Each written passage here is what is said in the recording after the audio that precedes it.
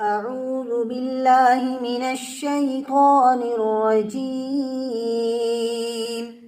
بسم الله الرحمن الرحيم. كذبت ثمود المرسلين إذ قال لهم أخوهم صالح ألا تتقون إني لكم رسول أمين فاتقوا الله وأطيعون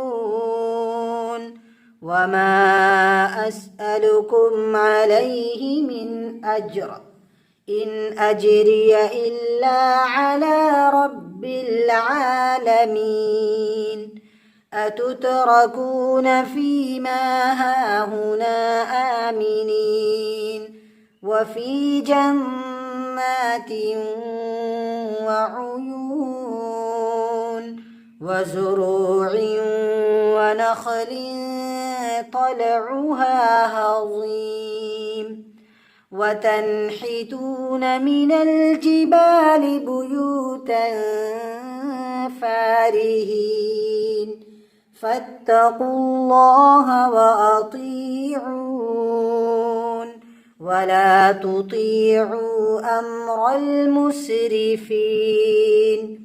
الذين يفسدون في الأرض ولا يصلحون قالوا إنما أنت من المسحرين ما أنت إلا بشر مثلنا فأت بآية إن كنت من الصادقين قال هذه ناقة لها شرب ولكم شرب يوم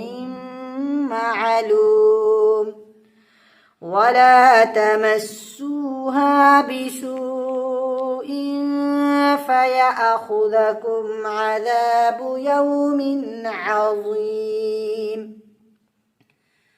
فعقروها فأصبحوا نادمين فأخذهم العذاب إن في ذلك لآية وما كان أكثرهم مؤمنين وإن ربك لهو العزيز الرحيم